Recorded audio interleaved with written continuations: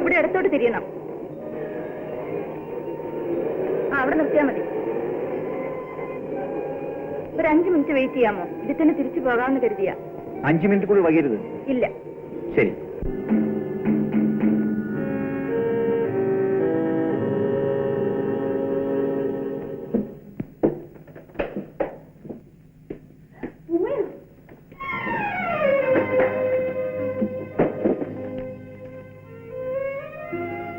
അമ്മേ, ഞങ്ങളുടെ കോളേജിൽ നടന്ന നൃത്ത നാടകത്തിന് എനിക്ക് കിട്ടിയ സമ്മാനമാണിത്. ഉമ്മി, നീ എന്തിനാ ഇപ്പോൾ ഇങ്ങോട്ട് വന്നു? നീ അടിക്കടി ഇങ്ങോട്ട് വരുന്നത് ആരുടെയെങ്കിലും കണ്ണിൽ പെടുമെന്ന് ഞാൻ എത്ര തവണ നിന്നോട് പറഞ്ഞിട്ടുള്ളതാ. ഓ, എന്തൊരു വിധിയാണിത്! സ്വന്തം അമ്മയെ കാണാൻ വരുന്ന മകളെ എന്തിനാ അമ്മ തടയുന്നത്? എന്തിനു നമ്മളിങ്ങനെ ഒളിച്ചു ജീവിക്കണം? ഇപ്പോൾ അതിന് മറുപടി പറയാൻ ആവില്ല ഉമ്മി. എനിക്കതിന് സാധിക്കുന്ന ഒരു ദിവസം വരും. ആ പ്രതീക്ഷയോടുകൂടി തന്നെയാണ് ഞാനും ഇരിക്കുന്നത്. അതുകൊണ്ടമ്മ ഞാനും പറയുന്നത്, അമ്മ മാത്രം എന്തൊരു കഷ്ടപ്പെടുന്നു. എല്ലാം നമുക്ക് ഒരുമിച്ച് അനുഭവിക്കാം. പാടില്ല. നീയും ഞാനും ഒരുപോലെയല്ല. എന്നെ ആരും അങ്ങനെ ഉപദ്രവിക്കില്ല. പക്ഷേ നിന്റെ സ്ഥിതി അതാണോ? പൂത്തു തളിർത്തു നിൽക്കുന്ന പ്രായമാണ്. നീ നശിക്കരുതെന്ന് കരുതിയല്ലേ എന്റെ മകളാണെന്ന് ആരെയും അറിയിക്കാതെ അനാഥയാണെന്ന് ബോധ്യപ്പെടുത്തി ഹോസ്റ്റലിൽ താമസിപ്പിച്ച് പഠിപ്പിക്കുന്നത്? ഏതായാലും ഞാനൊരു തീരുമാനം എടുത്തു കഴിഞ്ഞു. അമ്മയെ പിരിഞ്ഞ് ഞാൻ ഇനി എങ്ങും പോകുന്നില്ല. ഉമേ, ഞാൻ നിന്നെ എങ്ങനെ പറഞ്ഞു മനസ്സിലാക്കും? നീ ഇവിടെ വരുന്നത് നിന്റെ ജീവന് തന്നെ അപകടമാണ്. ആരാകട്ടെ?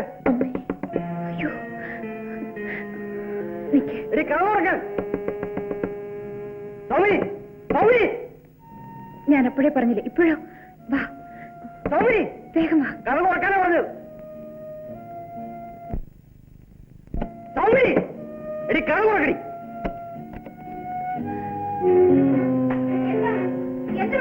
ഇങ്ങോട്ട് വന്നാ പെണ്ണെവിടെ? എങ്ങോട്ട് പോയി? ഇതിലേ പോയിരിക്കും. പോകുന്നില്ല. നിങ്ങൾ ഉടനെ തിരിച്ചു വരും. ഡ്രൈവർ പോകാം, വേഗം പോകാം. പോകാം, ധൃതി വെക്കാതെ പോകാം. ഒന്ന് വേഗം സ്റ്റാർട്ട് ചെയ്ത് പോകൂ പ്ലീസ്.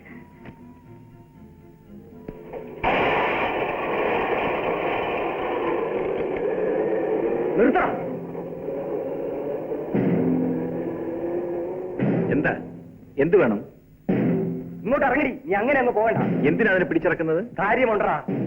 അതിനെ തൊട്ടുപോകരുത്. നീ ആരോടാ പറയാൻ? ഞാൻ ഈ ആട്ടോയുടെ ഡ്രൈവറാണ്. ഇതെന്റെ പാസഞ്ചറാണ്. ഇതിനെ എത്തേണ്ടിടത്ത് എത്തിക്കേണ്ടത് എന്റെ ചുമതലയാണ്. ആ ഡാൻസ് ടീച്ചർ സൗമിനിയില്ലേ, അവളുടെ വീട്ടിലേക്കാണ് ഈ പെണ്ണ് ഇടയ്ക്കിടയ്ക്ക് വരുന്നത്.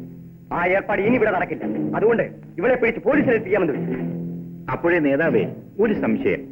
ഒരു സ്ത്രീ മറ്റൊരു സ്ത്രീയെ കാണാൻ പോകുന്നത് അത്ര വലിയ തെറ്റാണോ? മതിയാക്കടാ. എന്നാ നീ ഒന്ന് മതിയാക്കടാ. എന്തുകൊണ്ടാ?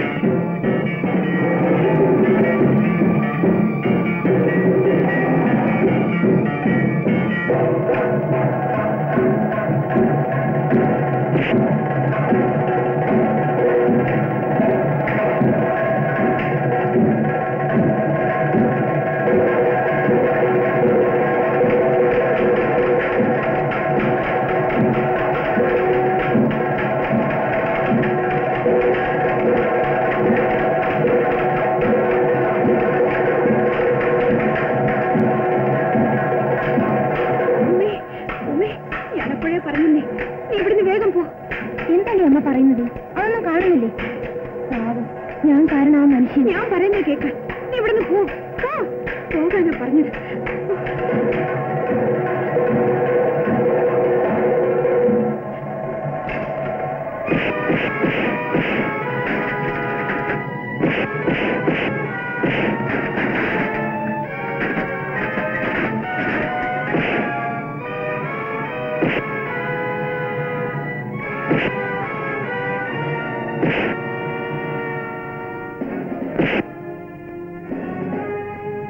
എന്റെ കുറ്റമല്ല സാറ്. വേണ്ട, താൻ ഒന്നും പറയണ്ട.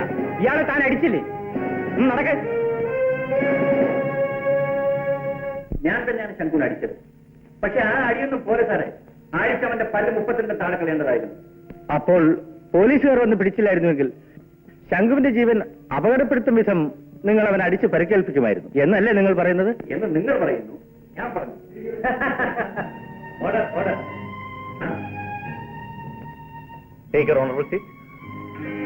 ഇന്ന് നമ്മുടെ കോടതി നടപടികൾ ശ്രദ്ധിക്കാൻ ഹാജരായിരിക്കുന്ന ബഹുമാനപ്പെട്ട ഹൈക്കോടതി ജഡ്ജ് ശ്രീ വിശ്വംഭരൻ അവരെ ഞാൻ സ്വാഗതം ചെയ്തുകൊള്ളുന്നു. അപ്പോൾ ശംഖുവിനെ അടിച്ചത് നിങ്ങൾ തന്നെയാണെന്ന് കുറ്റം സമ്മതിച്ചിരിക്കുന്നു അല്ലേ? അതെ, ഞാൻ തന്നെയാണ് ശംഖുവിനെ അടിച്ചത്. ഉള്ള കാര്യം തുറന്നു പറയണമല്ലോ. എനിക്കും അത് തന്നെയാണ് വേണ്ടത്. യുവർ ഓണർ, പ്രതി സ്വയം കുറ്റം സമ്മതിച്ച് എന്റെ ജോലി എളുപ്പം തീർത്തിരിക്കുന്നു. വക്കീൽ സാറേ, ശംഖുവിനെ അടിച്ചു എന്ന് ചോദിച്ചു, അടിച്ചു എന്ന് ഞാൻ പറഞ്ഞു. എന്തിനാണ് ശംഖുവിനെ അടിച്ചതെന്ന് സാറ് ചോദിച്ചില്ലല്ലോ. ശരി, എന്തിനാണ് അടിച്ചത് പറയണം. ഒരു പെൺകുട്ടി എന്റെ ഓട്ടോറിക്ഷയിൽ യാത്ര ചെയ്യുകയായിരുന്നു. ഈ ശംഖു എന്ന് പറഞ്ഞ ദുഷ്ടൻ അവളെ പിടിച്ചിറക്കി ഉപദ്രവിക്കാൻ തുടങ്ങി. അപ്പൊ അത് തടയേണ്ടതും ആ പെൺകുട്ടി രക്ഷിക്കേണ്ടതും എന്റെ ചുമതലയല്ലേ? അല്ലേ സാർ?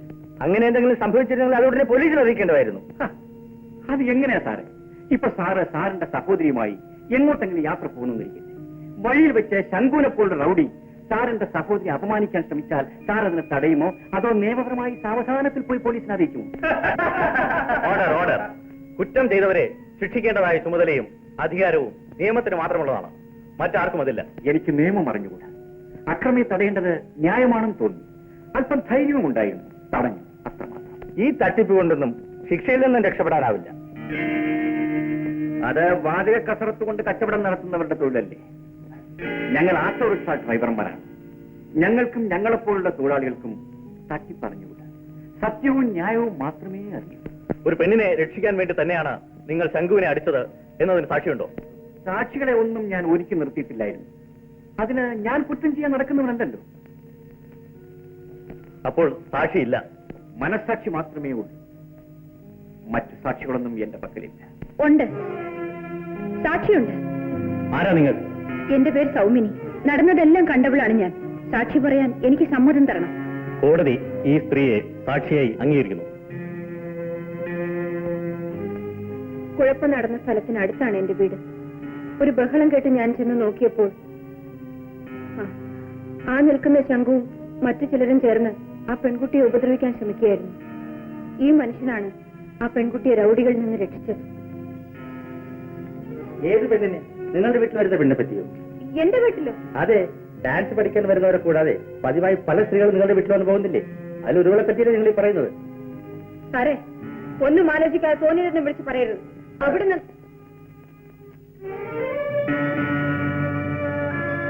സാറേ, നെറിയും മുറയുമില്ലാതെ ആരോടും കയറി എന്തും ചോദിച്ചില്ലേ? ഇതുകൊണ്ടാണ് സത്യം അറിയാവുന്നവർ കോടതി വരാത്തതും സാക്ഷി പറയാത്തത്. നിങ്ങൾ എന്തിനാ ഇവിടെ വന്നത്? ഈ ആക്ഷേപം കേൾക്കാൻ വേണ്ടിയായിരുന്നു. കേസിന് ആവശ്യമില്ലാത്ത ചോദ്യങ്ങൾ ചോദിക്കരുത്. യുവർ ഓണർ, ഈ ചോദ്യങ്ങൾക്കും കേസിനും തമ്മിൽ ബന്ധമുണ്ട്. അപ്പോൾ അങ്ങനെ ഒരു പെണ്ണ് നിങ്ങളുടെ വീട്ടിൽ വന്നിട്ടില്ലെന്നാണ് നിങ്ങൾ പറയുന്നത്? അല്ല, വരാത്തൊരു പെണ്ണ് നിങ്ങൾ കണ്ടിരിക്കാനും ഇടയില്ല. അതിനാൽ അങ്ങനെ ഒരു സംഭവം നടന്നിരിക്കാനും ഇടയില്ല.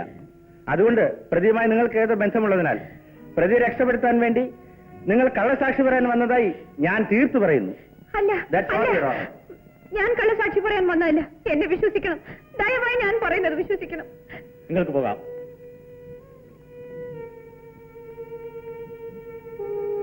നിങ്ങൾക്കിനി എന്തെങ്കിലും ബോധിപ്പിക്കാനുണ്ടോ? നടന്നതൊക്കെ ഞാൻ പറയും, നടക്കാത്തതൊക്കെ വക്കീൽ അദ്ദേഹവും പറയും. ഇനി നടക്കേണ്ടതൊക്കെ അവിടെ നിന്ന് പറഞ്ഞേച്ചാൽ മതി. വാസു ശംഖുവിനെ അടിച്ചതിന് മതിയായ സാക്ഷികൾ ഉള്ളതിനാലും വാസു തന്നെ അത് സമ്മതിച്ചിരിക്കുന്നതിനാലും ഒരു പെണ്ണിനെ രക്ഷിക്കാൻ വേണ്ടിയാണ് ഈ കുറ്റം ചെയ്തത് എന്നതിന് വേണ്ടതായ സാക്ഷികളെ വാസു ഹാജരാക്കാത്തതിനാലും IPC 323 വകുപ്പ് പ്രകാരം വാസുവിന് 250 രൂപ പിഴയും പിഴ അടച്ചില്ലെങ്കിൽ 2 മാസത്തെ കഠിനാദണ്ഡവും വിധിച്ചിരിക്കുന്നു. പിഴ അടയ്ക്കുന്നുണ്ടോ? ഇല്ല.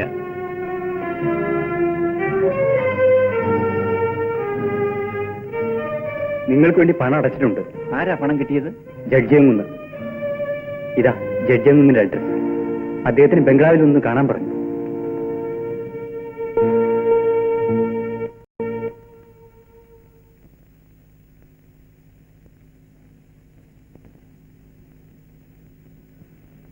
നമസ്കാരം സാർ. നമസ്കാരം. വാസു വരില്ലായിരിക്കുമോ എന്ന് ഞാൻ സംശയിച്ചു. അങ്ങ് വിളിച്ചില്ലെങ്കിൽ ഞാൻ വരും. വാസു?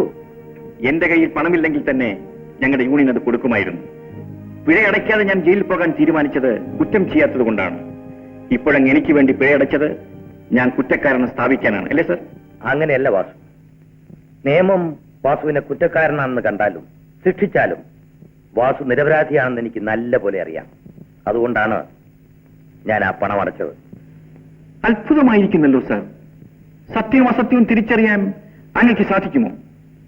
യഥാർത്ഥ കുറ്റവാളി രക്ഷപ്പെടുത്താൻ വേണ്ടി കേസ് വാദിച്ച് ജയിച്ച് പേരും പ്രസിദ്ധിയും പണവും വാരിക്കൂട്ടിയ ആളല്ലേ അങ്ങ്?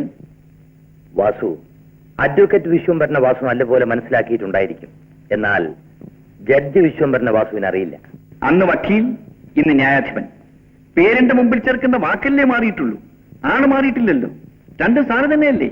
നമ്മൾ സാധാരണ ചവിട്ടി മെതിക്കാറുള്ള ഒരു കരിങ്കലിനെ ഒരു പ്രത്യേക രൂപം കൊടുത്ത് ക്ഷേത്രത്തിനുള്ളിൽ പ്രതിഷ്ഠിച്ചാൽ നമ്മൾ അതിനെ ആരാധിക്കില്ലേ? അതാണ് വക്കീലും ന്യായാധിപനും തമ്മിലുള്ള വ്യത്യാസം. സാർ പറയുന്നത് ഒരു വാദത്തിന് വേണ്ടിയാണെങ്കിൽ ഞാൻ സമ്മതിക്കാം. വക്കീലന്മാരെല്ലാം ന്യായാധിപന്മാരാണെന്ന് സ്വയം കരുതി പ്രവർത്തിച്ചാൽ ഈ നാടിനത് എത്ര നന്നായിരുന്നു. നല്ല ആലോചനയാണ്, പക്ഷെ നടപ്പില്ലെന്നേ ഉള്ളൂ. നടത്തി കാണിച്ചുള്ളൂ സാർ മഹാത്മാഗാന്ധി. വക്കീലായിരിക്കുമ്പോൾ അദ്ദേഹത്തിന് ഏറ്റവും വലിയൊരു സ്നേഹിതൻ ഒരു കുറ്റം ചെയ്തിട്ട് അദ്ദേഹത്തിന്റെ അടുത്ത് ചെന്ന് കേസ് വാദിച്ച് രക്ഷപ്പെടുത്തണമെന്ന് അപേക്ഷിച്ചു. മഹാത്മജി അദ്ദേഹത്തിനോട് എന്താണ് സാർ പറഞ്ഞത്? ഞാൻ നിയമം പഠിച്ചത് കുറ്റങ്ങൾ ഇല്ലായ്മ ചെയ്യാനാണ്, അല്ലാതെ കുറ്റം ചെയ്തവരെ പ്രോത്സാഹിപ്പിക്കാനല്ല എന്നല്ലേ സാർ? ഇതുപോലെ എന്തെങ്കിലും സാറിനും സാറിന്റെ സ്നേഹിതനോട് പറയാൻ പാടില്ലായിരുന്നു സാർ? മഹാത്മജി ആവാൻ എല്ലാവർക്കും കഴിയില്ലല്ലോ. ആരും മഹാത്മാക്കളാകണ്ട, മനുഷ്യരെങ്കിലും ആയാൽ മതി. ഒരു കാര്യം കൂടി പറഞ്ഞിട്ട് ഞാൻ പൊയ്ക്കൊള്ളാം. പങ്കജാക്ഷൻ കരുണാകരനെ കൊന്ന കേസിൽ ഞങ്ങൾ അപ്പീൽ പോകാൻ തീരുമാനിച്ചിരിക്കുകയാണ്. കരുണാകരന്റെ സഹോദരിയെ പങ്കജാക്ഷന്റെ ആളുകൾ പിടിച്ചുകൊണ്ടുപോയതിനും ഞങ്ങളൊരു കേസ് ഫയൽ ചെയ്തിട്ടുണ്ട്. അപ്പീൽ കോടതിയിലെങ്കിലും നീതിയും ന്യായവും നടക്കുമെന്നാണ് ഞങ്ങളുടെ വിശ്വാസം. പങ്കജാക്ഷന് വേണ്ടി വാദിക്കാനും നീതി എതിർക്കാനും സാർ വക്കീലായി അവിടെ വരില്ലല്ലോ. അതെന്തായാലും നന്നായി. ഞാൻ പോകുന്നു സാർ. വാസു, നിങ്ങൾ ഒരു ഓട്ടോറിക്ഷ ഡ്രൈവറായി ജോലി നോക്കേണ്ട ആളല്ലല്ലോ. എന്ത് ജോലി ചെയ്യാൽ എന്താ സാർ? ആത്മാർത്ഥത ഉണ്ടായാൽ പോരെ? തുറന്നു പറയൂ, നിങ്ങൾ ആരാണ്? അങ്ങനെ ഒരു പേഴ്സണാലിറ്റി ഒന്നും എനിക്കില്ല സാർ. എന്റെ വ്യക്തിപരമായ കാര്യങ്ങൾ ഒരിക്കൽ ഞാൻ സാറിനോട് പറയാം. കോടതിയിൽ നിങ്ങൾക്ക് വേണ്ടി സാക്ഷി പറയാൻ ഒരു സ്ത്രീ വന്നല്ലോ. ആ സ്ത്രീ ആരാ? ഓ, അതോ? അതൊരു ഡാൻസ് ടീച്ചറാണ് സാർ. അതിൽ കൂടുതലൊന്നും അവരെ പറ്റി എനിക്ക് അറിഞ്ഞുകൂടാ. പ്രോസിക്യൂട്ടർ ഒരു പെൺകുട്ടിയെ പറ്റി ചോദിച്ചല്ലോ, അതാരാ? ഈ സ്ത്രീയുടെ മകളാണ്? അറിഞ്ഞുകൂടാ. ഞാൻ രക്ഷിച്ച പെൺകുട്ടി കോളേജിൽ പഠിക്കുന്നവളാണെന്ന എന്റെ സംശയം. ഓഹോ, അപ്പോൾ വാസുവിനും ആ പെൺകുട്ടി ആരാണെന്ന് അറിഞ്ഞുകൂടാ? അറിയാതെ എവിടെ പോകും? ഞങ്ങൾ ആട്ടോ ഡ്രൈവർമാരല്ലേ, കോളേജിന്റെ പരിസരത്ത് എപ്പോഴും പോകാറുള്ളത്. ഒരിക്കൽ അവളെ ഞാൻ കണ്ടുപിടിക്കും. അന്ന് ഞാൻ അവളെ ഇങ്ങോട്ട് കൂട്ടിക്കൊണ്ടുവന്ന് സാറിന്റെ മുമ്പിൽ നിർത്തി നടന്നതെല്ലാം പറയിപ്പിക്കും. സത്യം സാറിന് ഒന്നുകൂടി ബോധ്യപ്പെടണമല്ലോ. ഞാൻ വരട്ടെ സാർ.